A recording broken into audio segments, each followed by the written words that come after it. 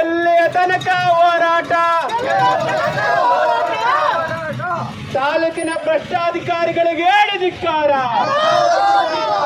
ತಾಲೂಕಿನ ಭ್ರಷ್ಟಾಧಿಕಾರಿಗಳಿಗೆ ಹೇಳಿ ಧಿಕ್ಕಾರ. ತಾಲೂಕು ದಂಡಾಧಿಕಾರಿಗಳಿಗೆ ಹೇಳಿ ಧಿಕ್ಕಾರ. ಕಾಣುತ್ತಿದ್ದ ಇವರು ಎದ್ದ ಬಿರುಗಾಳಿಗಳು ನನ್ನ ಜನರು, ಎದ್ದ ಬಿರುಗಾಳಿಗಳು ನನ್ನ ಜನರು, ಎದ್ದ ಬಿರುಗಾಳಿಗಳು ನನ್ನ ಜನರು. ಯಾವ ಮಾಯದ ನಿದ್ದೆ ಕವಿದಿತ್ತೋ ಇವರನ್ನು, ಯಾವ ಉಗ್ಗಿನ ಸರಳು ಬಿಗಿದಿತ್ತೋ ಇವರ, ಯಾವ ಉಗ್ಗಿನ ಸರಳು ಬಿಗಿದಿತ್ತೋ ಇವರ, ಯಾವ ಬಗ್ಗಿದ ಬೀಗ ಮುಚ್ಚಿದ್ದ ಬಾಯನ್ನು, ಯಾವ ಮೋಡದ ಹಿಂಡು ತಡೆದಿತ್ತೋ ಬೆಳಕ, ಯಾವ ಮೋಡದ ಹಿಂಡು ತಡೆದಿತ್ತೋ ಬೆಳಕ.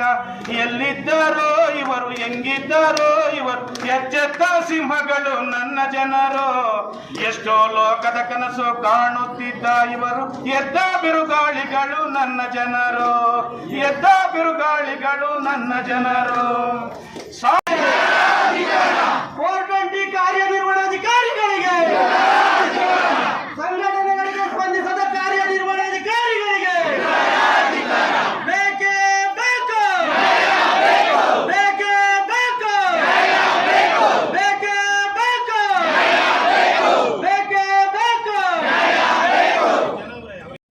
ನಾವು ಹೋರಾಟಗಳನ್ನ ಜಿಂದಾಬಾದ್ ಅಂತ ಕೂತ್ಕೊಂಡು ನಾವು ಬಂದಿದ್ದೇವೆ. ನಾವು ಹೋರಾಟಗಾರರು ನಮ್ಮ ಜೊತೆ ಬಹಳ ಮೌನವಾಗಿ, ಹೋರಾಟದ ಜೊತೆಗೆ ಮೌನವಾಗಿ ಬಂದಂತ ಪೊಲೀಸ್ ಅಧಿಕಾರಿಗಳು ಕೂಡ ಬಂದಿದ್ರಿ. ನಾನು ನಿಮಗೂ ಕೂಡ ಸ್ವಾಗತವನ್ನ ಕೋರ್ತೇನೆ.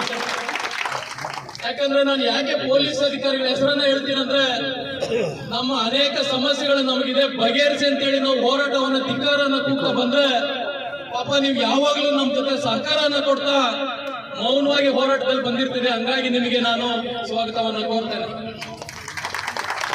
ಸ್ನೇಹಿತರೆ, ಇವತ್ತು ಬಹಳಷ್ಟು ಮಹಿಳೆಯರು ಬಂದಿದ್ದಾರೆ, ಅನೇಕ ಕೆಲಸ ಕಾರ್ಯಗಳು ಅವ್ರಿಗೂ ಇದೆ, ಆದ್ರೂ ಕೂಡ ಇವತ್ತು ಬಂದು ಕೂತಿದ್ದಾರೆ. ಯಾಕಂದ್ರೆ ನಾವು ಯಾವ್ದೋ ಒಂದು ಬೇಡಿಕೆನ ಇಟ್ಟಿದ್ದೀವಿ, ನಮ್ಮ ಬೇಡಿಕೆ ಕನಿಷ್ಠ ಈ ಹೋರಾಟದ ಜೊತೆ ಹೋದ್ರೆ ಬಗೆಹರಿತದಂತ ವಿಶ್ವಾಸದಿಂದ ಬಂದು ಕೂತಿದ್ದಾರೆ.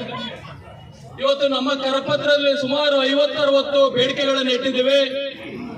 ಇಷ್ಟು ಬೇಡಿಕೆಗಳನ್ನ ಟೈಪ್ ಮಾಡ್ತಾ ಇದ್ರೆ ನಮಗೆ ಒಂದು ನಾಚಿಕೆ ಆಗ್ತದೆ. ಇಷ್ಟು ವರ್ಷ ಇಷ್ಟೊಂದು ಅಧಿಕಾರಿಗಳಿದ್ರು ಕೂಡ ಈ ಬೇಡಿಕೆಗಳನ್ನ ಯಾಕೆ ಈಡೇರಿಸಲಿಕ್ಕಾಗಿಲ್ಲ, ಇವರೇನ್ ನಾಲಾಯಕ ಅಧಿಕಾರಿಗಳ ಅಂತೇಳಿ ನಮಗೆ ಅನಿಸ್ತಾ ಇರ್ತದೆ. ಇವತ್ತು ಚುನಾವಣೆ ನೀವು ನೋಡಿದ್ರಿ, ಮೊನ್ನೆ ಚನ್ನಪಟ್ಟಣದಲ್ಲಿ ನೋಡಿದ್ರಿ, ಒಂದೇ ಒಂದು ಕ್ಯಾಂಡಿಡೇಟ್ ಅನ್ನ ಗೆಲ್ಸಕ್ಕೆ ಸುಮಾರು 15 ಜನ MLA ಇದ್ರು ಒಂದು ಕ್ಯಾಂಡಿಡೇಟ್ ಅನ್ನ ಗೆಲ್ಸಕ್ಕೆ. ಆದ್ರೆ ಇವತ್ತು ಜನರ ಸಮಸ್ಯೆನ ಬಗೆಹರಿಸಲಿಕ್ಕೆ ನೀವು ಗೆದ್ದಂತ ಶಾಸಕರು ಎಲ್ಲಿದ್ದೀರಿ? ನೀವು ನಿಮಗೆ ಜನರು ಕಾಣಿಸಲ್ವಾ? ನಿಮ್ಗೆ ಓಟ್ ಹಾಕ್ತಂತ ಜನರ ಸಮಸ್ಯೆಗಳನ್ನ ನಿಮ್ಗೆ ಕೇಳಿಸಲ್ವಾ ಅನ್ನುವಂಥದ್ದು ನಮಗೆ ಇಲ್ಲಿ ಸ್ಪಷ್ಟವಾಗಿ ಗೊತ್ತಾಗ್ತದೆ. ಇವತ್ತು ಆನೇಕಲ್ ತಾಲೂಕಿನಲ್ಲಿ ಇಲ್ಲಿ ತಾಲೂಕ್ ಪಂಚಾಯತಿ ಕಚೇರಿ ಇದೆ, ತಾಲೂಕು ಕೇಂದ್ರ ಕಚೇರಿ ಅಲ್ಲಿದೆ, ಮತ್ತೆ ತೋಟಗಾರಿಕೆ ಇಲಾಖೆ ಇದೆ, ಮೀನುಗಾರಿಕೆ ಇಲಾಖೆ ಇದೆ, ಕೃಷಿ ಇಲಾಖೆ ಇದೆ. ಇವೆಲ್ಲ ಬದುಕಿದವ ಈ ತಾಲೂಕಲ್ಲಿ. ಇದನ್ನು ಕೇಳೋರು ಯಾರು? ಇಂಥ ಇಲಾಖೆಗಳಲ್ಲಿ ಈ ಜನಕ್ಕೆ ಏನೇನು ಸಮಸ್ಯೆಗಳು ಬಗೆಹರಿಸಬಹುದು ಅಂತೇಳಿ ನೀವು ಕನಿಷ್ಠ ಜನಪ್ರತಿನಿಧಿಗಳು ಜನಕ್ಕೆ ತಲುಪಿಸಂತ ಕೆಲಸ ಮಾಡ್ತಾ ಇದ್ದೀರಾ? ಇದು ಆಗ್ತಾ ಇಲ್ಲ. ಇವತ್ತು ನೋಡಿ, ಅಟ್ಲೀಸ್ಟ್ ಬದುಕಿದೀವಿ ಜನ. ಇವತ್ತು ಇಷ್ಟು ಜನಕ್ಕೆ ನಿರಾಶ್ರಿತರು, ಇವರು ಮನೆಗಳಿಲ್ದರೆ ಕೂತಿದ್ದಾರೆ. ಅನೇಕ ವರ್ಷಗಳಿಂದ ಸರ್ಕಾರಿ ಜಾಗಗಳಲ್ಲಿ ಮನೆಗಳನ್ನ ಕಟ್ಕೊಂಡು ನಮ್ಗೆ ಯಾವತ್ತು ಹಕ್ಕುಪತ್ರ ಬರ್ತದೋ ಈ ಮನೆಯಲ್ಲಿ ನೆಮ್ಮದಿಯಿಂದ ಯಾವತ್ತು ಬದುಕ್ತೀವಿ ಅಂತ ಕಾಯ್ತಾ ಕೂತಿದ್ದಾರೆ. ಇವತ್ತು ಒಂದ್ ಕಡೆ ಸರ್ಕಾರಿ ಜಾಗದಲ್ಲಿ ಮನೆ ಕಟ್ಕೊಂಡಿರ್ತಕ್ಕಂಥ ಜನಕ್ಕೆ ನೀವು ಕರೆಂಟ್ ಕೊಡ್ತಿಲ್ಲ. ಅದು ಎಷ್ಟು ಮಾನವೀಯತೆ ದೃಷ್ಟಿಯಿಂದ ಅದ್ರ ಕರೆಂಟ್ ಕೊಡ್ಬೇಕಿತ್ತು.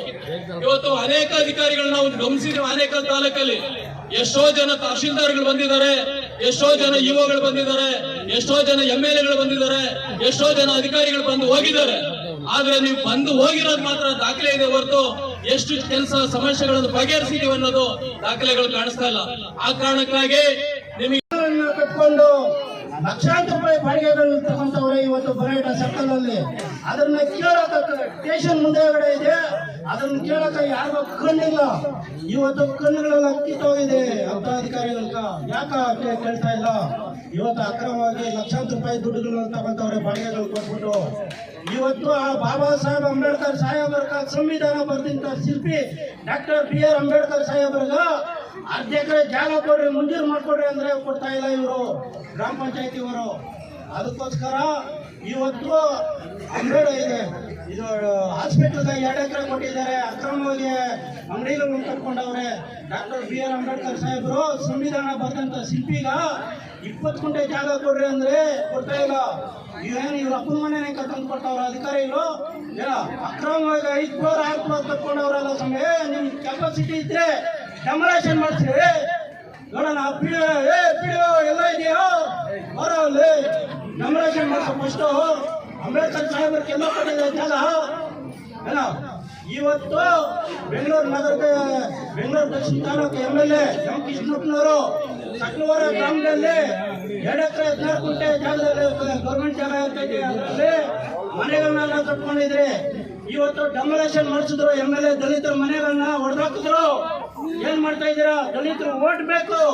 ಇವರು ದಲಿತರನ್ನ ಯೂಸ್ ಮಾಡ್ಕೊಂಡು ಓಟನ್ನ ಗೆದ್ದು ಓಟ್ಗಳನ್ನ ತಗೊಂಡು ಗೆದ್ದು ದಲಿತರ ಮನೆಗಳನ್ನ ಧ್ವಂಸ ಮಾಡಿದ್ರು.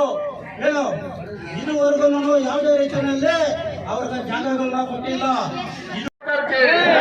ಬಾಬಾ ಸಾಹೇಬ್ ಅಂಬೇಡ್ಕರ್ ಬಂಧುಗಳೇ, ಸ್ವಾತಂತ್ರ್ಯ ಬಂದು 75 ವರ್ಷ ಆಯಿತು. ನಮ್ಮ ಜನ ಬೀದಿಲೇ ಇದ್ದಾರೆ.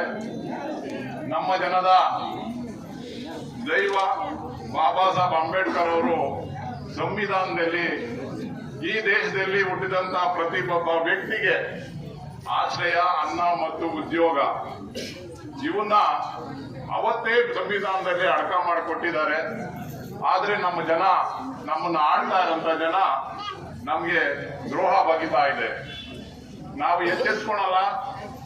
ನಮ್ಮ ಓಟ್ನ 500 ರೂಪಾಯಿಗೆ 1000 ರೂಪಾಯಿಗೆ ನಾವು ಮಾರ್ಕೊಂತೀವಿ. ಅಟ್ಲೀಸ್ಟ್ ನಮ್ಮ ಗ್ರಾಮ ಪಂಚಾಯತಿ ಚುನಾವಣೆ ಬಂದಾಗ ನಮ್ಮ ಮನುಷ್ಯ ಒಬ್ಬ ನಿರ್ಲಭ, ನಮ್ಮ ಮನುಷ್ಯ ಅವನು ಬಡವ ಆಗಿರ್ಬೋದು, ನಮ್ಮ ಬಗ್ಗೆ ಹೋರಾಟ ಮಾಡ್ತಾನೆ, ಅವ್ನಿಗೆ ಮತ ನೀಡಬೇಕಂತ ಗೌರವನೂ ಸಹ ನಾವು ಮಾಡ್ತಾ ಇಲ್ಲ.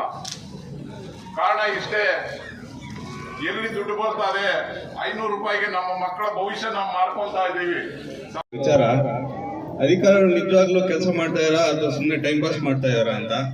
ಅದಕ್ಕಾಗಿ ನಾವು 1-2 ವರ್ಷದ ಮುಂಚೆನೆ ಅವ್ರು ಹೇಳಿದ್ರು, ಬಂದು ನಮ್ಮ ತಂದೆಯವ್ರ ಜೊತೆ ಮನವಿ ಕೊಟ್ಬಿಟ್ಟು ಹೋದ್ರು. ಅವತ್ತು ನಿದ್ದೆ ಮಾಡಿದ್ರು ಇದುವರೆಗೂ ಎದ್ದಿಲ್ಲ ನಮ್ಮ ಅಧಿಕಾರಿಗಳು. ಅದಕ್ಕಾಗಿ ನೀವು ಬಾಗಿಲು ಹಾಕೊಂಡು ಮನೇಲಿದ್ರೆ ಒಳ್ಳೇದು, ಇಲ್ಲಿ ಬಂದು ಕೆಲಸ ಮಾಡೋ ಅವಶ್ಯಕತೆ ಇಲ್ಲ ಅಂತ ಹೇಳಕ್ ಇಚ್ಛೆ ಪಡ್ತೇನೆ. ಹಾಗೆ ನಾವು ಕೇಳ್ತಕ್ಕಂಥದ್ದು ಬರೀ ಮೂಲಭೂತ ಸೌಕರ್ಯಗಳು ಹಾಗೂ ಒತ್ತುವರಿಗಳಾಗಿರೋದು ಮತ್ತೆ ಮುಂದೆ 2-3 ವಿಚಾರಗಳು ಅಷ್ಟೇ. ಅದನ್ನೇ ನೀವು ಮಾಡ್ಕೊಡಕ್ ಆಗ್ತಿದ್ರೆ ಇನ್ನೇನು ಅಧಿಕಾರ ಮಾಡ್ತಾ ಇದೀರಾ, ನೀವು ಇನ್ನೇನಕ್ಕೆ ಆಫೀಸ್ಗೆ ಬರ್ತಾ ಇದೀರಾ ಅನ್ನೋ ಒಂದು ಡೌಟ್ ನಮಗ್ ಬರುತ್ತೆ. ಅದಕ್ಕಾಗಿ ಬಂದಿರ್ತಕ್ಕಂಥ ಎಲ್ಲ ನಮ್ಮ ನಾಯಕರ ಒಂದು ಗೌರವ ಕೊಟ್ಟು ಅವರ ಒಂದು ಮನವಿಗಳನ್ನ ತಗೊಂಡು ಅದನ್ನ ಕೊಡ್ತಕ್ಕಂಥದ್ದು ಒಂದು ಕೆಲಸ ಮಾಡಿ. ಸುಮ್ನೆ ಅಂಬೇಡ್ಕರ್ ಅವರ ಹೆಸರು ಹೇಳ್ಕೊಂಡು ರಾಜಕಾರಣ ಮಾಡ್ಕೊಂಡು ಈ ರೀತಿ ದಬ್ಬಾಳಿಕೆ ಒಳಕೊಟ್ಕೊಂಡು ದುಡ್ಡು ಮಾಡೋಕ್ಕೋಸ್ಕರ ನೀವು ಆಫೀಸ್ಗೆ ಬರ್ಬೇಡ್ವಿ. ಒಂದ್ ರೀತಿ ಒಳ್ಳೆ ಕೆಲಸ ಮಾಡಕ್ಕೂ ಆಫೀಸ್ಗೆ ಬಂದು ನಮ್ಮ ಒಂದು ಮನವಿಗಳನ್ನ ತಗೊಂಡು ಆ ಕೆಲಸಗಳನ್ನ ಮಾಡ್ಕೊಳ್ಳೋಂತ ಕೆಲಸಗಳನ್ನ ಮಾಡಿ. ಜೈ ಭೀಮ್. ಏನು ನಾವು ಆನೇಕಲ್ ತಾಲೂಕಿನ 28 ಗ್ರಾಮ ಪಂಚಾಯತಿಗಳ ಒಂದು ಭ್ರಷ್ಟಾಚಾರದ ವಿಚಾರವಾಗಿ ಮತ್ತೆ ಏನು ಜಿಲ್ಲಾಧಿಕಾರಿಗಳು ಆದೇಶ ಮಾಡಿದ್ರೂ ಕೂಡ ಹಕ್ಕುಪತ್ರಗಳು ಕೊಡದೇ ಇರತಕ್ಕಂಥದ್ದು, ಮತ್ತೆ ಏನು ಈ ಖಾತೆಗಳನ್ನ ಮಾಡದೇ ಇರತಕ್ಕಂಥದ್ದು, ಸಂಬಂಧಪಟ್ಟಂತ ಸ್ಥಳಗಳಲ್ಲಿ ಮೂಲಭೂತ ಸೌಕರ್ಯಗಳನ್ನ ಕೊಡದೇ ಇರತಕ್ಕಂತ ಏನು ಭ್ರಷ್ಟ ಅಧಿಕಾರಿಗಳಿದ್ದೀರಿ, ನಿಮ್ಮ ವಿರುದ್ಧ ಇವತ್ತು ಒಂದು ಹೋರಾಟವನ್ನ ದಲಿತ ಮತ್ತು ಪ್ರಗತಿಪರ ಸಂಘಟನೆ ಒಕ್ಕೂಟ ಹಮ್ಮಿಕೊಂಡಿದೆ. ಸ್ನೇಹಿತರೆ, ನಮ್ಮ ಮನವಿಯನ್ನ ಕೇವಲ ತೆಗೆದುಕೊಂಡು ಅವರ ಕಚೇರಿಯಲ್ಲಿ ಇಟ್ಟು ಪೂಜೆಯನ್ನ ಮಾಡ್ತಿದ್ದಾರೆ ಅಷ್ಟೇ. ಹಾಗಾಗಿ ಏನು ಹಲವಾರು ಬಾರಿ ನಾವು ಮನವಿಗಳನ್ನ ಕೊಟ್ಟರೂ ಕೂಡ ನಮ್ಮ ಸಬ್ಮಂಗ್ಲ ಗ್ರಾಮದಲ್ಲಿ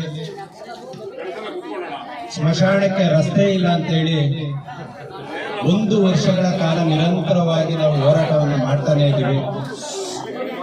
ಆನೇಕಲ್ ತಾಲೂಕಿನ ದಂಡಾಧಿಕಾರಿಗಳಿಗೂ ಸಹ ಅಥವಾ ಇಒಗೂ ಸಹ ಪಾಪ ಇನ್ನೂ ನಿದ್ರೆಯಿಂದ ಎದ್ದಿಲ್ಲ ಅಂತೇಳಿ ನಾನು ಭಾವಿಸ್ತೇನೆ.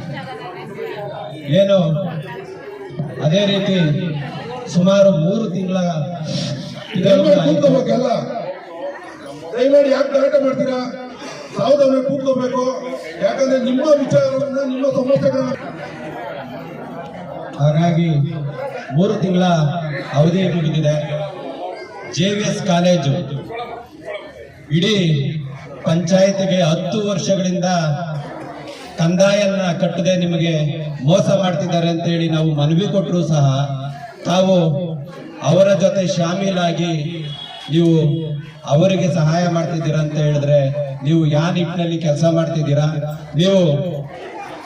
ನಾವು ಕಟ್ಟಿರ್ತಕ್ಕಂತ ಕಂದಾಯದಿಂದ ನಿಮಗೆ ಸಂಬಳ ಬರ್ತಿದೆ, ಆ ಸೌಜನ್ಯತೆನೂ ಇಲ್ಲದೆ ನೀವು ಕೆಲಸ ಮಾಡ್ತಿದ್ದೀರಂದ್ರೆ ಇದು ಯಾವ ಸರಿ ಅಂತೇಳಿ ನಾನು ಭಾವಿಸ್ತೀನಿ. ಅದೇ ರೀತಿ ಹಲವಾರು ಸಮಸ್ಯೆಗಳನ್ನ ನಮ್ಮ ಬಿದರಗೆರೆಯಲ್ಲೂ ಕೂಡ ಸ್ಮಶಾನಕ್ಕೆ ರಸ್ತೆ ಇರಲಿಲ್ಲ, ಹೋರಾಟವನ್ನ ಮಾಡಿ ಸ್ಮಶಾನಕ್ಕೆ ರಸ್ತೆ ಮಾಡಿದ್ವಿ. ರಸ್ತೆ ಮಾಡಿ ಕೇವಲ 3 ದಿನಕ್ಕೆ ಅದು ಮೇಲ್ವರ್ಗದವರ ಜಮೀನುಗಳಾಗಿ ಮಾರ್ಪಾಡಾಗಿದೆ. ನೀವು ಯಾವ ಸಾರ್ವಜನಿಕರ ಕೆಲಸವನ್ನ ಮಾಡ್ಲಿಕ್ಕೆ ಬಂದಿದ್ದೀರಾ ಅಥವಾ ಡೆವಲಪರ್ ಕೆಲಸಗಳನ್ನ ಮಾಡ್ಲಿಕ್ಕೆ ಬಂದಿದ್ದೀರಾ ಅಂತ ಹೇಳಿ ನಾವು ಅನುಮಾನವನ್ನ ವ್ಯಕ್ತಪಡಿಸಬೇಕಾಗ್ತದೆ. ಇವತ್ತು ಈ ಮೂಲಕ ನಿಮಗೆ ಎಚ್ಚರಿಕೆಯನ್ನ ಕೊಡ್ತೀನಿ. ತಾಲೂಕಿನ ಎಲ್ಲ ಅಧಿಕಾರಿ ವರ್ಗದವರು ಕೂಡ ಆನೇಕಲ್ನಲ್ಲಿ ರೇಷ್ಮೆ ಇಲಾಖೆ ಇರ್ಬೋದು, ರೈತ ಇಲಾಖೆ ಇರ್ಬೋದು, ತಾಲೂಕು ಪಂಚಾಯತ್ ಇರ್ಬೋದು, ತಾಲೂಕು ಕಚೇರಿ ಇರ್ಬೋದು, ಸಮಾಜ ಕಲ್ಯಾಣ ಇಲಾಖೆ ಇರ್ಬೋದು, ಅರಣ್ಯ ಇಲಾಖೆ ಇರ್ಬೋದು, ಎಲ್ಲ ಅಧಿಕಾರಿಗಳು ಕೂಡ ಇವತ್ತು ಭ್ರಷ್ಟಾಚಾರವಾಗಿ ಕೂತು ಇಲ್ಲಿ ಐಷಾರಾಮಿ ಜೀವನವನ್ನ ಮಾಡ್ತಾ ಇದ್ದಾರೆ. ಆದ್ರೆ ನಾವು ಇವತ್ತು ನಮಗೆ ಮೂಲಭೂತ ಸೌಕರ್ಯ ಸಿಕ್ಕಿಲ್ಲ ಅಂತ ಹೇಳಿ ನಾವು ಬರೀ ಹೋರಾಟವನ್ನ ಮಾಡ್ತಾ ನಮ್ಮ ಜೀವನ ಸಾಗಿಸ್ಬೇಕೇನೋ ಅಂತ ಹೇಳಿ ಇವತ್ತು ನಾವು ಅನುಮಾನ ವ್ಯಕ್ತಪಡಿಸಬೇಕಾಗಿದೆ. ಇದಕ್ಕೆಲ್ಲವೂ ಕೂಡ ನಾನು ನೇರವಾಗಿ ಮಾನ್ಯ ಶಾಸಕರಲ್ಲಿ ಮನವಿಯನ್ನ ಮಾಡ್ತೀನಿ. ನೀವು ಈ ಅಧಿಕಾರಿಗಳಿಗೆ ಚುರುಕು ಮುಟ್ಟಿಸುವಂತ ಕೆಲಸವನ್ನ ಏನಾದ್ರೂ ಮಾಡ್ಲಿಲ್ಲ ಅಂದ್ರೆ ನಾವು ಮುಂದಿನ ದಿನಗಳಲ್ಲಿ ನಾವು ಏನು ಬೆಂಗಳೂರಿನ ಜಿಲ್ಲಾಧಿಕಾರಿ ಕಚೇರಿ ಹತ್ರನೂ ಬರಲ್ಲ, ಇಡೀ ಆನೇಕಲ್ ತಾಲೂಕಿನ ಬಂದ್ ಮಾಡುವಂತ ಕೆಲಸವನ್ನ ಮಾಡ್ತೀವಿ ಅಂತ ಹೇಳಿ ನಿಮಗೆ ಎಚ್ಚರಿಕೆಯನ್ನ ಕೊಡ್ತಾ ಇದ್ದೀನಿ. ಏನು ನಮ್ಮ ಶಾಸಕರು ಇಲ್ಲಿ ನಮ್ಮದೇ ಸಮುದಾಯ ಆಗಿದ್ರು ಕೂಡ ನಮ್ಮದೇ ಸಮುದಾಯದ ಮೇಲೆ ದಬ್ಬಾಳಿಕೆ, ದೌರ್ಜನ್ಯ, ಕೊಲೆ ಇವೆಲ್ಲವೂ ನಡೀತಾ ಇದ್ರು ಕೂಡ ಮೌನವಾಗಿ ಇವತ್ತು ಇದ್ದಾರೆ ಅಂತ ಹೇಳಿದ್ರೆ ನಮಗೆ ನಿಜವಾಗ್ಲೂ ಕೂಡ ನಾಚಿಕೆ ಆಗ್ತದೆ.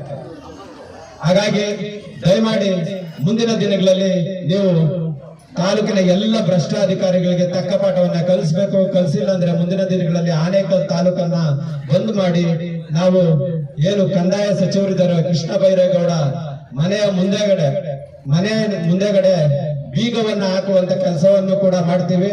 ಆ ಹೋರಾಟದ ಕಿಚ್ಚು, ಆ ಹೋರಾಟದ ಧೈರ್ಯ ನಮ್ಮ ಆನೇಕಲ್ ತಾಲೂಕಿನ ಹಲವಾರು ಹಿರಿಯ ಹೋರಾಟಗಾರರು ನಮಗೆ ಕಲಿಸಿದ್ದಾರೆ. ಆ ನಿಟ್ಟಿನಲ್ಲಿ ನಿಮ್ಮ ಮನೆಯನ್ನ ಮುತ್ತಿಗೆ ಹಾಕುವಂತ ಕೆಲಸವನ್ನು ಕೂಡ ಮಾಡ್ತೀವಿ ಅಂತೇಳಿ ಈ ಮಾಧ್ಯಮ ಮುಖಾಂತರ ನಿಮ್ಗೆ ಎಚ್ಚರಿಕೆಯನ್ನ ಕೊಡ್ತಾ ಇದ್ದೀನಿ. ನನಗೆ ಮಾತನಾಡಲು ಅವಕಾಶ ಕೊಟ್ಟಂತ ಎಲ್ಲ ನಮ್ಮ ಹೋರಾಟದ ಸಹಪಾಠಿಗಳೆಲ್ಲ ಇವತ್ತು ಆನೇಕಲ್ ತಾಲೂಕಿನ ಎಲ್ಲಾ ಭಾಗಗಳಿಂದ ಸಂಘಟನೆ ಮಾಡಿ ಕ್ರೋಢೀಕರಿಸಿ ಇವತ್ತು ಆನೇಕಲ್ ತಿಲಕ್ ಸರ್ಕಲ್ ಇಂದ ಕಾಲ್ನಡಿಗೆ ಮೂಲಕ ತಾಲೂಕ್ ಪಂಚಾಯಿತಿ ಹತ್ರ ಇವತ್ತು ಸುಮಾರು ಜನ ಕೆಲಸ ಕಾರ್ಯಗಳನ್ನ ಬಿಟ್ಟು ಇವತ್ತು ಹೋರಾಟಕ್ಕೆ ಬಂದಿದ್ದಾರೆ. ಅವರಿಗೆ ಮೊದಲನೇದಾಗಿ ಧನ್ಯವಾದಗಳನ್ನ ಹೇಳ್ತೀನಿ. ನಾವು ನಮಗಿಂತ ಸೀನಿಯರ್ ಎಷ್ಟಿದ್ದಾರೆ ಹೋರಾಟಗಾರರು, ಅವರೆಲ್ಲ ಇದುವರೆಗೂ ಹೋರಾಟ ಮಾಡ್ತಾ ಇದ್ರು ಬಂದ್ರು ಕೂಡ ಈ ತಾಲೂಕಿನಲ್ಲಿ ನಮ್ಗೆ ಸ್ಪಂದಿಸ್ತಾ ಇಲ್ಲ. ಯಾಕಂತ ಕಾರಣ ಗೊತ್ತಿಲ್ಲ. ಮತ್ತೆ ಇಷ್ಟೆಲ್ಲ ಕೆಲಸ ಕಾರ್ಯಗಳು ಬಿಟ್ಟು ಹೋರಾಟ ಮಾಡಬೇಕಾದ್ರೆ ಈ ಅಧಿಕಾರಿಗಳು ಕೆಲಸಕ್ಕೆ ಗೌರ್ಮೆಂಟ್ ಇಲಾಖೆಗೆ ಸೇರ್ಬೇಕಾದ್ರೆ ಏನಂತ ಪ್ರಮಾಣ ಮಾಡಿ ಸೇರ್ತಾರಂತ ನಮಗಂತೂ ಗೊತ್ತಿಲ್ಲ. ಬಡವರ ಕೆಲಸ ಮಾಡ್ತೀವಿ, ಅವ್ರ ಕೆಲಸವನ್ನ ಚಾಚು ತಪ್ಪಿದ್ರೆ ಏನೇ ಅರ್ಜಿ ಕೊಡ್ಲಿ, ಏನೇ ಕಷ್ಟ ಇರಲಿ, ಅವ್ರ ಕೆಲಸಗಳನ್ನ ಮಾಡ್ತೀವಿ ಅಂತ ಸೇರ್ತಾರೋ ಇಲ್ಲ ಡೆವಲಪರ್ ಕೆಲಸಗಳಂತ ಮಾಡ್ತಾರಂತ ನಮಗಂತೂ ಗೊತ್ತಿಲ್ಲ. ಇವರು ಮಾಡೋದು ಡೆವಲಪರ್ ಕೆಲಸಗಳು. ಇವತ್ತು ಅರ್ಜಿ ಕೊಟ್ಟು ಒಬ್ಬ ದಲಿತ ಆಗಿರ್ಬೋದು, ಯಾವುದೇ ರೀತಿ ಬಡವಾಗಿದ್ದ ಅರ್ಜಿ ಕೊಟ್ಟು ತಾಲೂಕ್ ಪಂಚಾಯತಿ, ಜಿಲ್ಲಾ ಪಂಚಾಯತಿ, ತಹಸೀಲ್ದಾರು, AC, DC ಎಲ್ಲ ಓಡಾಡಿ ಸುಸ್ತಾಗ್ತಾರೆ. ಕೆಲಸ ಕಾರ್ಯಗಳು ಬಿಟ್ಟು ಅವ್ರಿಗೆ ಕಷ್ಟಕ್ಕೆ ಒಂದಿನ ಕೂಲಿ ಕಳ್ಕೊಂಡ್ರೆ 500 ರೂಪಾಯಿ ಕಳ್ಕೊಂತೀವಿ ಅಂತ ಯೋಚನೆ ಮಾಡ್ತಾರೆ. ಇವ್ರು ಆರಾಮಾಗಿ ಕುತ್ಕೊಂಡು ಕುರ್ಚಿಗಳ ಮೇಲೆ ಯಾರ್ದೋ ಸರ್ವೆ ನಂಬರ್ದು, ಯಾರ್ದೋ 910 ಹಾಕ್ತಾರೆ. ಅವ್ರು ಕಿತ್ತಾಡಿ ಹೊಡೆದಾಡಿ ಸ್ಟೇಷನ್, ಕೋರ್ಟು, ಕಚೇರಿ ಅಲ್ಲಿ ಹಂಗ ಮಾಡ್ತಾ ಇದಾರೆ. ಇವ್ರು ಹೊಟ್ಟೆಗೆ ಅನ್ನ ತಿಂತಾರೆ, ಏನ್ ತಿಂತಾರೆ ಅಂತ ನನಗಂತೂ ಗೊತ್ತಿಲ್ಲ. ಯಾಕೆ ಈ ಬಾಳ್ತಾರ ಅಂತ ಗೊತ್ತಿಲ್ಲ. ಇವ್ರು ದುಡ್ಡುಗೋಸ್ಕರ ಎಸ್ಗೆ ತಿನ್ನೋ ಕೆಲಸನೂ ಮಾಡ್ತಾ ಇದ್ದಾರೆ. ಇವತ್ತು ಅಧಿಕಾರಿಗಳು ಒಂದು ಕೆಲಸ ಅಲ್ಲ, ಒಂದು ಮಹಿಳೆ ಒಂದು ಅರ್ಜಿ ನೀಡ್ಕೊಂಡು ಎಷ್ಟು ತಾಲೂಕ್ ಆಫೀಸ್ಗಳಿಂದ ಹಿಡಿದು ಎಲ್ಲ ಎಷ್ಟು ಆಫೀಸ್ಗಳು ಸುತ್ತಾಡ್ಬೇಕಾಗತ್ತೆ. ಅವ್ರ ಕಷ್ಟ ಏನು ಇವ್ರಿಗೆ ಗೊತ್ತಾಗತ್ತಾ? ಯಾವನ ದುಡ್ಡು ಕೊಡ್ತಾರೆ, ಇವ್ರು ಸೈನ್ ಹಾಕಿ ಕೊಡ್ತಾನೆ, ಯಾರನ್ನ ಆಗ್ಲಿ ಇವ್ರು ದುಡ್ಡು ಬೇಕಷ್ಟೇನೆ. ಸರ್ಕಾರದಿಂದ ಸಂಬಳನೂ ಕೊಡ್ತಾರೆ. ಇವ್ರಿಗೆ ಸಂಬಳ ಕೊಡ್ತಾ ಇರೋದು ನಮ್ಮಿಂದಾನೆ. ನಮ್ಮ ಓಟ್ ಹಾಕಿ ನಮ್ಮ ತೆರಿಗೆ ಕೊಟ್ಟ ದುಡ್ಡನ್ನ ಇವ್ರಿಗೆ ಇವತ್ತು ಕೆಲಸ ಕೊಡ್ತಾ ಇದ್ದಾರೆ. ಆ ಸಂಬಳ ಕೊಡ್ತಾರೆ, ತಿಂಗಳ ಎಣಿಸ್ಕೊತಾರೆ.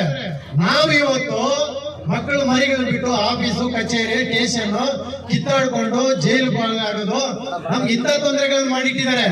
ಇವತ್ತು ನಾವು ಇಡೀ ಇವತ್ತು ಈ ಹೋರಾಟದ ಫಲ ಮುಂದಿನ ದಿನಗಳಲ್ಲಿ ಬರಬೇಕಾದ್ರೆ 28 ಗ್ರಾಮ ಪಂಚಾಯಿತಿಗಳಲ್ಲಿ 910ಗಳ ಮೇಲೆ ಅವರು ಅಕ್ರಮವಾಗಿ ದಾಖಲೆಗಳನ್ನು ಸೃಷ್ಟಿ ಮಾಡಿರೋ ಅವ್ರ ಮೇಲೆ ಲೋಕಾಯುಕ್ತ ಕೊಡಬೇಕು. ಅವ್ರ ಮೇಲೆ ಕಾನೂನು ಕಾಯ್ದೆ ಅಕ್ರಮ ಕಾಯ್ದೆ ಮಾಡಿರೋದ್ರಿಂದ ಅವ್ರ ಮೇಲೆ ಕಾನೂನು ರೀತಿ ಕೈಗೊಂಡು ಅವ್ರ ಮೇಲೆ ಕೇಸ್ಗಳನ್ನ, ಪೊಲೀಸ್ ಕೇಸ್ಗಳನ್ನ ಹಾಕಬೇಕು. ಯಾಕಂದ್ರೆ PDOಗಳು, ಸೆಕ್ರೆಟರಿಗಳ ಮೇಲೆ ಪೊಲೀಸ್ ಕೇಸ್ಗಳು ಹಾಕಿದ್ರೆ ಎಲ್ಲ ಸರ್ ಆಗ್ತದೆ. ಇನ್ನೊಬ್ರು ಜಮೀನು ಇನ್ನೊಬ್ರು ಮಾಡ್ಕೊಡೋದಿಲ್ಲ, ಇನ್ನೊಬ್ರು ಸೈಟ್ ಇನ್ನೊಬ್ರು ಮಾಡ್ಕೊಡೋದಿಲ್ಲ. ಹಾಗಾಗಿ ಅವ್ರ ಮೇಲೆ ಯಾವುದೇ ಪಂಚಾಯತಿನಲ್ಲಿ ಅಕ್ರಮವಾಗಿ ಮಾಡಿಕೊಟ್ರೆ, ಯಾರು ಮಾಡಿರ್ತಾರ, ಸೆಕ್ರೆಟರಿ ಆಗಿ PDO ಆಗಿ ಯಾರು ಮಾಡಿರ್ತಾರೋ ಅವ್ರ ಮೇಲೆ ಪೊಲೀಸ್ ಬೋರ್ಡ್ಗಳನ್ನು ಕೊಡೋಕೆ ಅವಕಾಶ ಮಾಡಿಕೊಡ್ಬೇಕು. ಅವ್ರು ಅವಕಾಶ ಮಾಡಿಕೊಟ್ಟಾಗ ಅವ್ರ ಮೇಲೆ ಕೇಸ್ಗಳಾಗ್ತದೆ. ಇನ್ನೊಬ್ಬರಿಗೆ ಯಾವುದೇ ರೀತಿಯನ್ನ ಅಕ್ರಮವಾಗಿ ದಾಖಲೆ ಮಾಡ್ಕೊಳ್ಳೋದಕ್ಕೆ ಆಗಲ್ಲ. ಯಾಕಂದ್ರೆ ಒಂದು ಆಟಗಳು ಆಗ್ತಿದೆ, ಯಾವನ್ನ ಕೂತ್ಕೊಡ್ತಾರೆ, ಯಾವನ ಸರ್ವೆ ನಂಬರ್ ಹಾಳು ಮಾಡ್ತಾನೆ, ಯಾವನ ಇನ್ನೊಬ್ರಿಗೆ ಹಾಕೊಡ್ತಾನೆ. ಮನೆ ಕಟ್ಟುವಾಗ ಅವನು ಒಂದು ಲೋನ್ ಮಾಡಿಸ್ಕೋಬೇಕಾದ್ರೆ 50 ಸಾರಿ ಪಂಚಾಯತಿಗೆ ಓಡಾಡ್ಬೇಕು. ದಾಖಲೆಗಳನ್ನ ಯಾರು ನಮ್ಮ ದಾಖಲೆ ಐತೆ ಕೇಳಬೇಕಾದ್ರೆ ದಾಖಲೆಗಳನ್ನು ಇಲ್ಲೇ ಮಾಡಿರ್ತಾರೆ. ಈ ಕಮಿಷನ್ ದುಡ್ಡು ಕೊಟ್ರೆ ದುಡ್ಡುಗೋಸ್ಕರ ತಿಂಗಳ ಓಡಾಡ್ತಾರೆ. ಇವರಿಗೆ ನಾನು ಯಾವ ಭಾಷೆಯಲ್ಲಿ ಬೈಬೇಕಂತ ನನಗೆ ಅರ್ಥನೇ ಆಗ್ತಾ ಇಲ್ಲ. ಎಲ್ಲಾ ಭಾಷೆಗಳಲ್ಲಿ ಬೈದಿರ್ಬೇಕು. ಮುಂದಿನ ದಿನಗಳಲ್ಲಿ ಈ ತಾಲೂಕಿನ ಹೆಣ್ಮಕ್ಳ ಕೈಯಲ್ಲಿ ಇವರನ್ನ ಪಾರ್ಟಿಗಳಲ್ಲಿ ಹೊಡೆದು ಆಫೀಸ್ಗಳಿಂದ ಹೊರಗಡೆ ಕುರ್ಚಿ ಖಾಲಿ ಮಾಡಿಸ್ಬೇಕು. ಇವ್ರ ಕೈಯಲ್ಲಿ ಯಾವತ್ತು ಕುರ್ಚಿ ಖಾಲಿ ಮಾಡಲ್ಲ. ಅಲ್ಲಿವರೆಗೂ ಇವರು ದಲಿತರು ಓಡಾಡ್ತಾ ಇದ್ದಾರೆ. ಅವ್ರ ಸಮಸ್ಯೆಗಳನ್ನೂ ಸಾಲ್ವ್ ಆಗೋದಿಲ್ಲ. ಈಗ ನಮ್ಮ ಸ್ನೇಹಿತರೆಲ್ಲ ಹೇಳ್ದಂಗೆ ಈ ತಾಲೂಕಲ್ಲಿ ಪರಕೆ ಚಳವಳಿ ಮಾಡ್ಬೇಕಾಗುತ್ತೆ. ಹೆಂಗಸರು ಬುದ್ಧಿ ಹೇಳಿದ್ರೆ ಇವ್ರು ಬುದ್ಧಿ ಕೆಲಸ ನಮ್ಮಂತ ದಿನ ಬಂದು ಕೇಳಿದ್ರೆ ಹೋರಾಟಗಾರರಿಗೆ ಯಾವ ಬೆಲೆ ಕೊಡೋದಿಲ್ವೋ ಅಂತವನ್ನ ಮಹಿಳೆಯರ ಕೈಯಲ್ಲಿ ಚುಪ್ಪಲಿ ತಗೊಂಡ್ರೆ ಹೊಡಿಸ್ಬೇಕು ಅಂತ ಹೇಳಿ ನನ್ನ 2 ಮಾತನ್ನು ಮುಗಿಸ್ತಾ ಇದ್ದೀನಿ. ಜೈ ಭೀಮ್, ಜೈ ಬುದ್ಧವಾದ. ದಯವಿಟ್ಟು ನಾನು 2 ನಿಮಿಷ ಟೈಮ್ ಕೊಟ್ಟಿರೋದ್ರಿಂದ ನಾನು ಒಂದು ಮಾತನ್ನ ನಮ್ಮೂರ್ದು ಹೇಳಕ್ಕೆ ನಾನು ಇಚ್ಛೆ ಪಡ್ತೀನಿ.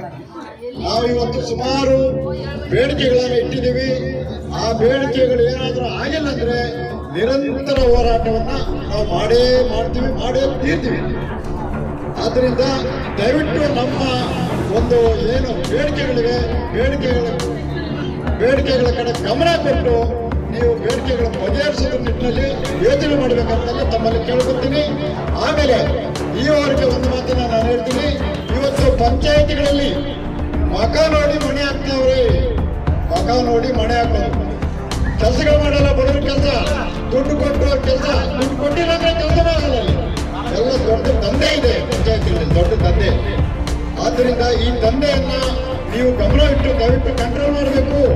ಇಲ್ಲ ಅಂದ್ರೆ ದಯವಿಟ್ಟು ನಾವು ತಹಸೀಲ್ದಾರ್ ಹತ್ರ ನೆಕ್ಸ್ಟ್ ಇನ್ನೂ ಹೆಚ್ಚಾಗಿ ದಿನಾಚರಣೆ ನಾವು ಹೋರಾಟ ಮಾಡ್ತೀವಿ. ಆಮೇಲೆ ಉದಾಹರಣೆಗೆ ಆದೂರು ಗ್ರಾಮದಲ್ಲಿ ಶಾಲೆಯನ್ನ ಕಾಂಪೌಂಡ್ ಅನ್ನ ಕೆಡವಿ ಧ್ವಂಸಗೊಳಿಸಿ ರಸ್ತೆಯನ್ನು ಮಾಡಿಕೊಂಡಿದ್ದಾರೆ. ಏನೋ ಜಮೀನುಗಳಿಗೆ ರಸ್ತೆ ಮಾಡಿಕೊಂಡಿದ್ದಾರೆ, ಒಂದು ವಾಟರ್ ಫಿಲ್ಟರ್ಗೆ ರಸ್ತೆ ಮಾಡಿಕೊಂಡಿದ್ದಾರೆ. ಎಲ್ಲ ಅಧಿಕಾರಿಗಳಿಗೂ ನಾನು ಕೊಟ್ಟಿದ್ದೀನಿ ಅರ್ಜಿ. ಇದುವರೆಗೂ ಕೂಡ ಮೊನ್ನೆ ಮಾತ್ರ ಅವರು ಬಂದು ಒಂದು ಕಣ್ಣು ಒರೆಸುವಂತ ರೀತಿಯಲ್ಲಿ ಒಂದು ಸಣ್ಣದಾಗಿ ಒಂದು ಕಾರ್ಯ ಮಾಡಿದ್ದಾರೆ. ಆ ಕಾಂಪೌಂಡ್ ಅನ್ನು ನಿರ್ಮಿಸಿಲ್ಲ, ಅವ್ರಿಗಾಗಿ ನಿರ್ಮಿಸಬೇಕು. ಯಾರು ಧ್ವಂಸ ಮಾಡಿದ್ರೆ ಅವ್ರಿಗಾಗಿ ನಿರ್ಮಿಸಬೇಕು. ಆಮೇಲೆ ಗುಂಡುತೋಪನ್ನ ನಾನು ಸರ್ವೆ ಮಾಡಿಸಿ ಕಲ್ಲಾಕಿದ್ದೆ, ಅದನ್ನು ಒತ್ತುವರಿ ಮಾಡ್ಕೊಂಡಿದ್ದಾರೆ. ಮಶಾಣವನ್ನು ಒತ್ತುವರಿ ಮಾಡ್ಕೊಂಡಿದ್ದಾರೆ. ಈ ಸಮಸ್ಯೆಗಳು ಎಲ್ಲ ಹಳ್ಳಿಗಳಲ್ಲಿದೆ. ಸ್ಮಶಾನಗಳೇ ಇಲ್ಲದೆ ಒಂದು ಸುಡ್ತಾ ಇದ್ದಾರೆ. ಹಳ್ಳಿಗಳಲ್ಲಿ ಹೋಗಿ ಬೇರೆ ಸಿಟಿ ಕಡೆ ತಗೊಂಡೋಗಿ ಎಣ್ಣೆಗಳನ್ನ ಸುಡುವಂತ ಪರಿಸ್ಥಿತಿಗಳು ಬಂದಿದೆ. ಇದ್ರ ಕಡೆ ಗಮನ ಕೊಡಿ. ಮೂಲಭೂತ ಸೌಕರ್ಯ ಕೇಳ್ತೀವಿ ಅಷ್ಟೇ. ನೀವು ನಿಮ್ಮ ಆಸ್ತಿಯನ್ನು ಕೇಳಲ್ಲ, ನಿಮ್ಮ ಅಧಿಕಾರವನ್ನು ಕೇಳಲ್ಲ, ನಿಮ್ಮ ದುಡ್ಡನ್ನು ಕೇಳಲ್ಲ, ನಿಮ್ಮ ಊಟವನ್ನು ಕೇಳಲ್ಲ. ನಾವು ನಮಗೆ ಮೂಲಭೂತ ಸೌಕರ್ಯವನ್ನ ಕನಿಷ್ಠ ನಮ್ಮ ಕಡೆ ಗಮನ ಕೊಟ್ಟು ನಾವು ಬಗೆಹರಿಸಿಲ್ಲ ಅಂದ್ರೆ ನಮ್ಮ ನಿರಂತರವಾದಂತ ಹೋರಾಟ ಮಾಡ್ತೀವಿ. ನಾವು ಜೈಲಿಗೆ ಹೋಗೋಕ್ಕೂ ಸರಿ, ನಾವು ರಕ್ತ ಕೊಡೋಕ್ಕೂ ಸರಿ ತಗೊಂಡಂತ ನಡ್ಕೋಬೇಕು. ಹೌದು, ತಗೊಂಡಂತ ನಡಿಬೇಕು. ನಾವೆಲ್ಲರೂ ಏನ್ ಅಧಿಕಾರಿಗಳು ಬಂದಿದ್ದೀವಿ ನೋಡ್ಕೊಂಡು ಡಿಸೆಂಬರ್ 10ನೇ ತಾರೀಕು ಸಭೆ ಇದೆ. ಅವರೇ ಹೇಳ್ತಾರೆ, ನಮ್ಗೆ ಹೇಳಿದ್ದಾರೆ, ನಾವು ಕೂಡ ಹೇಳ್ತಾ ಇದ್ದೀವಿ. ಡಿಸೆಂಬರ್ ಅವರೇ ಹೇಳ್ತಾರೆ. ಮನವಿ ಕೊಡೋಣ ಅಣ್ಣ. ಈ ಕಡೆ ನೋಡಿ ಸರ್ ಗೌತಮಣ್ಣ ಸ್ವಲ್ಪ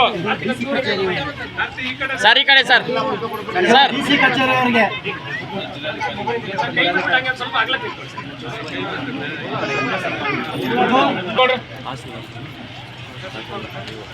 ಹಾಗೆ ಒಂದು ನಿಮಿಷ ರೀ. ಎಲ್ಲಾರು ಬಂದಿದ್ದೀರಾ? ದಲಿತರ ಮತ್ತು ಪ್ರಗತಿಪರ ಸಂಘಟನೆಗಳ ಹೋರಾಟ ಸಮಿತಿಯವರಿಂದ ಇವತ್ತು ಹಲವಾರು ರೀತಿಯ ಹಕ್ಕೊತ್ತಾಯಗಳಿಗೆ ಸಂಬಂಧಪಟ್ಟಂತೆ ಒಟ್ಟು 88 ಮನವಿಗಳನ್ನು ಒಳಗೊಂಡಂತಹ ಒಂದು ಮನವಿ ಪತ್ರವನ್ನು ಸಲ್ಲಿಸಿದ್ದಾರೆ. ಅದಕ್ಕೆ ಸಂಬಂಧಪಟ್ಟಂತೆ ಈಗ ಆಲ್ರೆಡಿ ನಾವು ಮತ್ತು ತಹಸೀಲ್ದಾರ್ ಅವರು ಡಿಸ್ಕಸ್ ಮಾಡಿದ್ದೀವಿ. ಯಾವ ಹಂತದಲ್ಲಿ ಏನೇನು ಮಾಡಬೇಕಾಗಿದೆ, ಅಥವಾ ನಮ್ಮ ಹಂತದಲ್ಲಿ ಪಂಚಾಯತಿ ಮಟ್ಟದಲ್ಲಿ ಯಾವ್ದು ಮಾಡಬೇಕಾಗಿದೆ, ತಾಲೂಕು ಪಂಚಾಯತಿ ಹಂತದಲ್ಲಿ ಯಾವ್ದು ಮಾಡಬೇಕಾಗಿದೆ, ತಹಸೀಲ್ದಾರ್ ಹಂತದಲ್ಲಿ ಯಾವ್ದು ಮಾಡಬೇಕಾಗಿದೆ, ಜಿಲ್ಲಾಧಿಕಾರಿಗಳ ಹಂತದಲ್ಲಿ ಯಾವ್ದು ಮಾಡಬೇಕಾಗಿದೆ ಅನ್ನೋ ಸಂಬಂಧಪಟ್ಟಂತೆ ನಾವು ಆಲ್ರೆಡಿ ಡಿಸ್ಕಸ್ ಕೂಡ ಮಾಡಿದ್ದೀವಿ. ಮತ್ತು ಆ ಒಂದು ಇದನ್ನು ಒಂದು ಸಮಸ್ಯೆಗಳನ್ನು ಬಗೆಹರಿಸುವ ಸಲುವಾಗಿ ಏನು ಸಂಘಟನೆಯ ಕಾರ್ಯಕರ್ತರು ಅಥವಾ ಏನು ನಾಯಕರಾಗಿರೋ ಅವ್ರ ಜೊತೆಗೆ ಮತ್ತು ಸಂಬಂಧಪಟ್ಟಂಥ ಅಧಿಕಾರಿಗಳ ಜೊತೆಗೆ ಈ ತಿಂಗಳ ಮುಂದಿನ ತಿಂಗಳ ಡಿಸೆಂಬರ್ 10ರಂದು ಒಂದು ಸಭೆಯನ್ನು ಕೂಡ ನಿಗದಿಪಡಿಸಿದ್ವಿ. ಆ ಸಭೆಯಲ್ಲಿ ಖುಷಿಯಾಗಿ ಚರ್ಚೆ ಮಾಡೋದ್ರ ಮುಖಾಂತರ ಅಲ್ಲಿ ಒಂದು ಸಮಸ್ಯೆಗಳೇನಿದೆ ಆ ಸಮಸ್ಯೆಗಳನ್ನು ಬಗೆಹರಿಸಲು ಪ್ರಾಮಾಣಿಕ ಪ್ರಯತ್ನವನ್ನು ಮಾಡ್ತೀವಿ ಅಂತ ವಿಶೇಷವಾಗಿತ್ತು. ಯಾಕಂದ್ರೆ ನಾವು ಯಾವತ್ತೂ ಕೂಡ ವೆಂಕಟೇಶ್ವರ ಟ್ಯಾಕ್ಸಿಂದ ತಾಲೂಕು ಕಚೇರಿಗೆ ಹೋಗ್ತಾ ಇದ್ವಿ. ಇವತ್ತು ತಿಲಕ್ ಸರ್ಕಾರದಿಂದ ತಾಲೂಕ್ ಪಂಚಾಯತಿಗೆ ಬಂದಿದ್ದೀವಿ. ಯಾಕಂದ್ರೆ ಇವತ್ತು ತಾಲೂಕಿನ ವಿಶೇಷ ಹೋರಾಟ ಅಂತ ತಿಳ್ಕೊಬಹುದು. ಯಾಕಂದ್ರೆ ಈ ವಿಶೇಷ ಹೋರಾಟದಲ್ಲಿ ಅನೇಕ ನಮ್ಮ ಸಮಸ್ಯೆಗಳನ್ನ ಇಟ್ಕೊಂಡು ನಾವು ಹೋರಾಟ ಮಾಡಿದ್ದೀವಿ. 10 ಸಂಘಟನೆಗಳನ್ನ ಜೊತೆಗೂಡಿಕೊಂಡು ಇವತ್ತು ಹೋರಾಟ ಮಾಡಿದ್ದೀವಿ. ಇವತ್ತು ಒಂದು ವೇಳೆ ನಮ್ಮ ಏನು ಕೊಟ್ಟಂತ ಸಮಸ್ಯೆಗಳನ್ನ ಬಗೆಹರದೆ ಹೋದರೆ ಮುಂದಿನ ದಿನಗಳಲ್ಲಿ ನಾವೆಲ್ಲರೂ ಕೂಡ ಏನು 10 ಸಂಘಟನೆಗಳ ಒಟ್ಟಿಗೆ ಸಂಘಟನೆ ಮಾಡಿ ಮತ್ತೆ ಅದನ್ನ ಅಥವಾ DC ಅಥವಾ NS7 ಬಂದ್ ಮಾಡೋ ಮುಖಾಂತರ ಇದನ್ನ ನಾವು ಕಾರ್ಯಕ್ರಮನ ರೂಪಿಸ್ತೀವಿ. ಒಂದು ವೇಳೆ ಡಿಸೆಂಬರ್ 10ನೇ ತಾರೀಕು ಗಡುವು ಕೊಟ್ಟಿದ್ದಾರೆ. ಆ ಡಿಸೆಂಬರ್ 10ನೇ ತಾರೀಕು ನೋಡಿಕೊಂಡು ನಾವು ಈ ಸಭೆಯಲ್ಲಿ ನಮ್ಮೆಲ್ಲ ಪದಾಧಿಕಾರಿಗಳು ಏನು ಬಂದಿದ್ದೀವಿ ಎಲ್ರಿಗೂ ಕೂಡ ಈಗ ಗೊತ್ತಾಗಿದೆ. ಹಾಗಾಗಿ ನಾವು ಮುಂದಿನ ದಿನಗಳಲ್ಲಿ ತೀರ್ಮಾನಗಳು ತಗೊಂಡು ಇದು ಯಾವ ರೀತಿ ಹೋರಾಟ ಮಾಡ್ಬೇಕಂತೇಳಿ ತೀರ್ಮಾನ ತಗೊತೀವಿ. ಅದನ್ನ ಸಮಸ್ಯೆಗಳನ್ನ ಯಾವ ರೀತಿ ಬಗೆಹರಿಸ್ತಾರೆ ಅಂತ ಕೂಡ ನಾವು ಅವರ ಹೇಳಿದ್ದಾರೆ. ಈಗ ಅಧಿಕಾರಿಗಳು ಹೇಳಿ ಹೋಗಿದ್ದಾರೆ ಯಾವ ರೀತಿ ಬಗೆಹರಿಸ್ತೀವಿ ಅಂತೇಳಿ. ಹಂಗಾಗಿ ನಾವೆಲ್ಲ ಮುಂದಿನ ದಿನಗಳಲ್ಲಿ ಪಂಚಾಯಿತಿ PDOಗಳನ್ನ ಮತ್ತು ಅವ್ರನ್ನ ಕೂಡಲೇ ಏನು ಈ ಪಂಚಾಯಿತಿ PDOಗಳನ್ನ ಈ ಬಿಲ್ ಕಲೆಕ್ಟರ್ಗಳನ್ನ ತಂದು ಮಾಡಿಬಿಟ್ಟು ಇವತ್ತು ನಮ್ಮ ತಲೆನೋವು ಇಟ್ಬಿಟ್ಟವ್ರು ನಮ್ಮ ತಾಲೂಕಲ್ಲಿ. ಈ ಬಿಲ್ ಕಲೆಕ್ಟರ್ನ ತಂದು ಹಾಕ್ಬಿಟ್ಟು PDOಗಳಂತ ಮಾಡಿ ಅವ್ರಿಗೆ ನೇರವಾಗಿ ಒಂದು ಗ್ರಾಮಕ್ಕೆ ಬಂದು ಒಂದು ಗ್ರಾಮದ ಸಮಸ್ಯೆನ ನೋಡೋಕ್ಕಾಗಲ್ಲ. ಯಾಕಂದರೆ ಒಂದು ಗ್ರಾಮದ ಅಲ್ಲಿ ಏನಾಗ್ತಾ ಇದೆ ಅಂತ ಕೂಡ ನೋಡೋಕ್ಕಾಗಲ್ಲ. ಯಾಕಂದರೆ ಅವರಿಗೆ AC ರೂಮ್ಗಳು ಕೊಟ್ಬಿಟ್ಟಿದ್ದಾರೆ PDOಗಳಿಗೆ. ಈ AC ರೂಮ್ ಕೊಟ್ಟಿರೋದ್ರಿಂದ ಅವ್ರಿಗೆ ಬರ್ತಾರೆ AC-ಯಲ್ಲಿ ಕೂತ್ಕೊಂಡು. ಅವ್ರ ಕೆಲಸ ಏನಪ್ಪ ಅಂದರೆ ಅಟ್ಲೀಸ್ಟು ದಿನಕ್ಕೆ 4 ಗ್ರಾಮಗಳು ಹೋಗ್ಬೇಕಂತಂದ್ರೆ ಕಾನೂನಲ್ಲಿದೆ. ಅವರ ಅಧಿಕಾರಕ್ಕೆ ಬರಬೇಕಾದಾಗ ಕಾನೂನು ಮತ್ತು ಅವರಿಗೆ ಒಬ್ಬ ಕಾರ್ಯದರ್ಶಿ ಕೊಟ್ಟಿದ್ದಾರೆ, ಇಬ್ಬರು ಬಿಲ್ ಕಲೆಕ್ಟರು, ಅವ್ರ ಜೊತೆಗೆ ಒಬ್ಬ ವಾಟರ್ ಮ್ಯಾನ್ಗಳಿರ್ತಾವೆ. ಇಷ್ಟು ಜನ ಇಟ್ಕೊಂಡು ಅವರು AC ರೂಮ್ ಬಿಟ್ಟು ಹೊರಗಡೆ ಬರಲ್ಲ. ಇಂಥ PDOಗಳನ್ನ ತನಿಖೆ ಮಾಡಿ ಕೂಡಲೇ ವರ್ಗಾವಣೆ ಮಾಡಬೇಕು, ಇಲ್ಲ ಅಮಾನತು ಮಾಡಿ ಇವ್ರನ್ನ ಕಳಿಸ್ಕೊಡ್ಬೇಕಂತೇಳಿ ನಮ್ಮೆಲ್ಲರ ಮನವಿ ಕೂಡ ಇದೆ. ನಮ್ಮೆಲ್ಲರೂ ಕೂಡ ಆಶಯಗಳು ಕೂಡ ಅದೇ ರೀತಿ ಇದೆ ಅಂತೇಳಿ ನಾನು ಮಾತನ್ನು ಮುಗಿಸ್ತಾ ಇದ್ದೇನೆ. ಈ ಹೋರಾಟದ ವಿಚಾರವಾಗಿ ಕೆಲವು ವಿಚಾರಗಳನ್ನು ಹೇಳ್ಬೇಕಂತ ಬಯಸಿದ್ದೀನಿ. ಈ ತಾಲೂಕಲ್ಲಿ ಹಿರಿಯ ಹೋರಾಟಗಾರರು ಸುಮಾರು 40 ವರ್ಷಗಳಿಂದ ಹೋರಾಟ ಮಾಡ್ಕೊಂಡು ಬರ್ತಾ ಇದ್ದಾರೆ. ಎಷ್ಟೇ ಹೋರಾಟ ಮಾಡಿದ್ರು ದಲಿತರ ಹಣೆ ಬರ ಚೇಂಜ್ ಆಗ್ತಾ ಇಲ್ಲ. ಹಣೆ ಬರ ಅಂತ ಈಗ ನಾವು ಅದನ್ನು ಒಪ್ಕೊಳ್ಳೋಕೆ ತಯಾರಿಲ್ಲ. ಯಾಕಂದರೆ ಸುಮಾರು ಎಷ್ಟೇ ಅರ್ಜಿಗಳು ಕೊಟ್ಟರು, ಎಷ್ಟೇ ಕೆಲಸ ಮಾಡಿದ್ರು, ಯಾವ MLA ಬಂದರು, ಯಾವ MP ಬಂದರೂ ಕೂಡ ದಲಿತರು ಏನಿದ್ದಾರೆ ದಲಿತರ ಥರ ಉಳ್ಕೊಂಡೇ ಇದ್ದಾರೆ. ಅವತ್ತು 40 ವರ್ಷದಲ್ಲಿ ಏನು ಅರ್ಜಿ ಕೊಡ್ತಾ ಇದ್ದಾರೆ, ಇವತ್ತು ಅದೇ ಅರ್ಜಿ ಕೊಡ್ತಾ ಇದ್ದಾರೆ, ಇವತ್ತು ಅದೇ ಹೋರಾಟ ಮಾಡ್ತಾ ಇದ್ದಾರೆ. ಹಾಗಾಗಿ ನಾವು ಎಷ್ಟೇ ಹೋರಾಟಗಳು ಮಾಡ್ತಾ ಇದ್ದರೆ ನಮಗೆ ಕೆಲಸ ಮಾಡಿಕೊಡ್ಬಾರ್ದು ಅಂತ ಯಾರೋ ಹಿಂದೆ ಸರ್ಕಾರಿ ಅಧಿಕಾರಿಗಳಲ್ಲಿ ಯಾರೋ ಒಬ್ಬರು ಹಿಂದೆ ಇರ್ತಾರೆ. ಯಾಕೋ ನಮ್ಮ ದಲಿತರಿಗೆ ಏನೂ ಕೆಲಸ ಮಾಡಿಕೊಡ್ಬಾರ್ದು ಅನ್ನೋ ಉದ್ದೇಶ ಇಟ್ಕೊಂಡಿರ್ತಾರೆ ಅಂತ ಅವ್ರು ಯಾರಂತ ಕಂಡುಹಿಡಿತಾ ಇದ್ದೀವಿ. ಅವರು ವಿರುದ್ಧವಾಗಿ ಹೆಚ್ಚಿನ ರೀತಿಯಲ್ಲಿ ಯಾವ ರೀತಿ ಹೋರಾಟ ಮಾಡಬೇಕಂತ ಈಗ 10 ಸಂಘಟನೆ ಅಲ್ಲ, ಇಡೀ ತಾಲೂಕಿನಲ್ಲಿರೋ ಎಲ್ಲ ದಲಿತ ಸಂಘಟನೆಗಳು ಸೇರಿಸಿ ನಾವು ಯಾವ ರೀತಿ ಹೋರಾಟ ಮಾಡಬೇಕು, ನಾವು ಇಷ್ಟೆಲ್ಲ ಹಿರಿಯ ಹೋರಾಟಗಾರರಿಗೆ ಮತ್ತು ಈಗ ಕಿರಿಯ ಹೋರಾಟಗಾರರು ಏನಿದ್ದಾರೆ ಯಾರಿಗೂ ಗೌರವ ಕೊಡ್ತಾ ಇಲ್ಲ. ಯಾವುದೇ ಅಧಿಕಾರಿಗಳಂತ ಹೇಳಿದ್ರೆ ಸರ್ಕಾರಿ ಅಧಿಕಾರಿಗಳು ಯಾಕೆ ಗೌರವ ಕೊಡ್ತಾ ಇಲ್ಲ, ಅದ್ರ ಉದ್ದೇಶ ಏನು, ಅವರು ಬರೀ ಡೆವಲಪರ್ಗಳೇ ಯಾಕೆ ಮಾಡ್ತಾರೆ, ದಲಿತರಿಗೆ ಯಾಕೆ ಮಾಡಿಕೊಡ್ತಾ ಇಲ್ಲ ಅಂತ ನಾವೆಲ್ಲ ಕೂಡೀಕರಿಸಿ ಇದಕ್ಕೆ ಏನು ಮಾಡಿದ್ರೆ ಸರೋಗುತ್ತೆ ಅಂತ ಎಲ್ಲ ಹಿರಿಯ ನಾಯಕರು, ಹಿರಿಯ ಹೋರಾಟಗಾರರು ಇದ್ದಾರೆ. 40 ವರ್ಷದ ಹೋರಾಟಗಳು ಯಾರು ಇದ್ದಾರೆ, ಹೋರಾಟಗಾರರ ಹಿರಿಕರ ಸಮೂಹದಲ್ಲಿ ನಾವೆಲ್ಲ ಸಂಘಟನೆಗಳು ಒಟ್ಟಿಗೆ ಸೇರಿ ಈ ತಾಲೂಕಿನಲ್ಲಿ ಏನು ಮಾಡಿದ್ರೆ ಸರೋಗುತ್ತೆ ಅಂತ ನೋಡಿ ವಿಭಿನ್ನವಾದ ಒಂದು ಹೋರಾಟ ಮಾಡ್ತೀವಿ. ಯಾವಾಗ ಮಾಡ್ತೀವಿ ಅಂತ ತೀರ್ಮಾನ ಮಾಡ್ತೀವಿ. ಈಗ ಯಾಕಂದರೆ ಈಗ 10ನೇ ತಾರೀಕು ಡಿಸೆಂಬರ್ 10ನೇ ತಾರೀಕು ಇವರು ಒಂದು ಮೀಟಿಂಗ್ ಸಭೆ ಕರೆದಿದ್ದಾರೆ. ಆ ಸಭೆಯಲ್ಲಿ ಏನಾಗ್ತದೆ ನೋಡೋಣ. ಹಿಂದೆ ಜನವರಿ 10ರಲ್ಲಿ ಒಂದು ಕಾರ್ಯಕ್ರಮ ಮಾಡಿದ್ದೀವಿ ನಾವು. ಆ ಕಾರ್ಯಕ್ರಮದಲ್ಲಿ ತಹಸೀಲ್ದಾರ್ ಅವರು ಈಗ ಮಾಡ್ತೀವಿ ಆಗೋ ಮಾಡ್ತೀವಿ ಅಂತ 1 ವರ್ಷ ಕಳೆದಾಕಿದ್ರು. ಇನ್ನೊಂದು 6 ತಿಂಗಳು ಇರ್ತಾರೆ. ಆಮೇಲೆ ಮತ್ತೆ ಅವರು ಟ್ರಾನ್ಸ್ಫರ್ ಆಗ್ತಾರೆ. ತಿರ್ಗಾ ಅದೇ ಗೋಳು ನಮ್ದಾಗ್ತದೆ. ಪದೇ ಪದೇ ಅದೇ ಗೋಳು ಆಗೋದು ಬೇಡ. ಅದಕ್ಕೇನ ಸಂಪೂರ್ಣವಾದ ಮಾರ್ಗ ಕಂಡುಹಿಡಿಯಬೇಕು. ಅದಕ್ಕೆ ಹಿರಿಯಕರು ಚಿಂತಕರಿದ್ದಾರೆ, ಒಂದು ಹಿರಿಯ ಹೋರಾಟಗಾರಿದ್ದಾರೆ, ಅವರಿಗೆಲ್ಲ ಅನುಭವ ಇದೆ. ನಮ್ಮ ರಾಮಣ್ಣ ಅಂತವರ ಅನುಭವದವರು, ಗೋಪಾಲ್ ಸಾಹೇಬರು, ಪಟಾಪಟ್ ಪ್ರಕಾಶ್, ನಾಗರಾಜು ಇಂಥವರೆಲ್ಲ ಸುಮಾರು ಜನ ಇದ್ದಾರೆ. ಅವರ ಕಡೆಯಿಂದ ಎಲ್ಲ ಮಾಹಿತಿ ತಗೊಂಡು ಯಾವ ರೀತಿ ಹೋರಾಟ ಮಾಡಿದ್ರೆ ಸರೋಗುತ್ತೆ ಅಂತ ಕೂಡೀಕರಿಸಿ ಮುಂದಿನ ದಿನಗಳಲ್ಲಿ ವಿಭಿನ್ನವಾದ ಇಷ್ಟು ದಿನ ಮಾಡಿರೋ ಹೋರಾಟಗಳಿಗಿಂತ ವಿಭಿನ್ನವಾಗಿ ಯಾವ ರೀತಿ ಮಾಡಿದ್ರೆ ಸರೋಗುತ್ತೆ ಅಂತ ಹೇಳಿ ಯೋಚನೆ ಮಾಡಿ ಮುಂದಿನ ದಿನಗಳಲ್ಲಿ ದೊಡ್ಡ ಮಟ್ಟದಲ್ಲಿ ಕಾರ್ಯಕ್ರಮ ಮಾಡ್ತೀವಿ ಅಂತ ಹೇಳಿ ನಾನು 2 ಮಾತನ್ನು ಮುಗಿಸ್ತೀನಿ. ಜೈ ಭೀಮ್. ಗೌರ್ಮೆಂಟ್ ಸೊತ್ತು ನಮ್ಗೆ ಸರ್ಕಾರ ಐತೆ.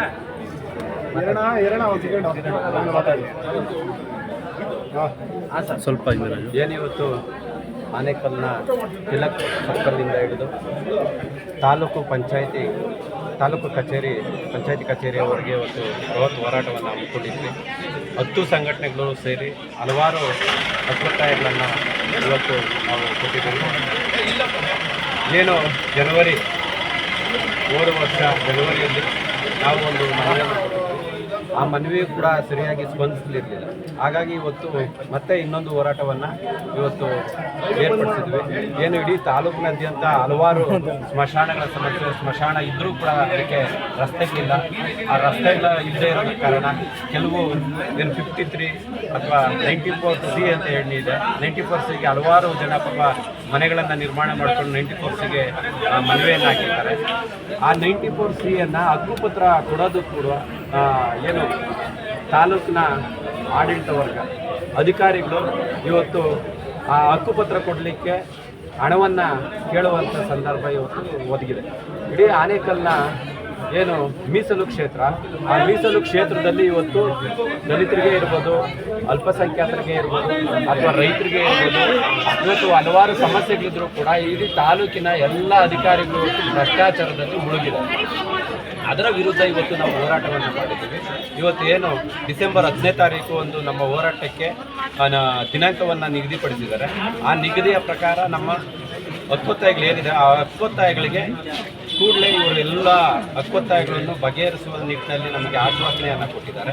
ಆ ಆಶ್ವಾಸನೆಯನ್ನು ನಾವು ಇವತ್ತು ಅವರಿಗೆ ಸಂಪೂರ್ಣವಾಗಿ ನಾವು ಕೂಡ ಸಹಕರಿಸ್ತೀವಿ. ಹಾಗಾಗಿ ಏನಾದರೂ ಈ ನಮ್ಮ ಹಕ್ಕೊತ್ತಾಯಗಳು ಏನೂ ಕೂಡ ಬಗೆಹರಿದಿಲ್ಲ ಅಂದರೆ ಮುಂದಿನ ದಿನಗಳಲ್ಲಿ ಇಡೀ ತಾಲೂಕಿನಾದ್ಯಂತ ಹೋರಾಟವನ್ನು ಮಾಡ್ತೀವಿ. ಹೋರಾಟವನ್ನು ಇವತ್ತು ಏನು ಕೇವಲ ಸಾಂಕೇತಿಕವಾಗಿ ನಾವು ಇವತ್ತು ಹೋರಾಟವನ್ನು ಮಾಡಿದರೆ ಮುಂದಿನ ದಿನಗಳಲ್ಲಿ ಇಡೀ ತಾಲೂಕಿನ ಬಂದ್ಗೆ ಕರೆ ಕೊಡುವಂಥ ಕೆಲಸವನ್ನು ಕೂಡ ಇವತ್ತು ನಮ್ಮ ಸಂಘಟನೆಗಳು ಎಲ್ಲ ಒಕ್ಕೂಟ ನಿರ್ಣಯ ಮಾಡಿ ಬಂದ್ಗೆ ಕರೆ ಕೊಡುವಂಥ ಕೆಲಸ ಮಾಡ್ತೀವಿ. ಹಾಗಾಗಿ ಇದಕ್ಕೂ ಇವರೇನಾದರೂ ಅಧಿಕಾರಿಗಳು ತಲೆದೂಗಿ ನಮ್ಮ ಸಮಸ್ಯೆಗಳನ್ನು ಬಗೆಹರಿಸಲಿಲ್ಲ ಅಂದರೆ ಮುಂದಿನ ಏನು ನಮ್ಮ ಸಚಿವರಿದ್ದಾರೆ, ಕೃಷ್ಣ ಬೈರೇಗೌಡರು ಕಂದಾಯ ಸಚಿವರ ಮನೆ ಮುತ್ತಿಗೆ ಹಾಕುವಂಥ ಕಾರ್ಯಕ್ರಮಕ್ಕೆ ನಾವು ಸಂಪೂರ್ಣ ಬೆಂಬಲವನ್ನು ಇಡೀ ನಮ್ಮ ಕರ್ನಾಟಕದ ರಾಜ್ಯ ಉದ್ದಗಲಕ್ಕೂ ಭಾರತೀಯ ಭೀಮಸೇನೆ ಸಂಘಟನೆ ಇರ್ಬೋದು, ಮತ್ತು ನಮ್ಮ ರಿಪಬ್ಲಿಕನ್ ಪಾರ್ಟಿ ಆಫ್ ಇಂಡಿಯಾ ಇರ್ಬೋದು, ಇನ್ನೂ ಹಲವಾರು ಸಂಘಟನೆಗಳನ್ನು ಮತ್ತೆ ಕೈ ಜೋಡಿಸಿ ಅವರ ಜೊತೆಯಲ್ಲಿ ಕೂಡಿ ನಾವು ಏನು ಕೃಷ್ಣ ಬೈರೇಗೌಡರ ನಿವಾಸಕ್ಕೆ ಮುತ್ತಿಗೆ ಹಾಕುವಂಥ ಕೆಲಸವನ್ನು ಮಾಡ್ತೀವಿ ಅಂತೇಳಿ ಈ ಮಾಧ್ಯಮ ಮುಖಾಂತರ ಎಚ್ಚರಿಕೆಯನ್ನು ಕೊಡ್ತಾರೆ.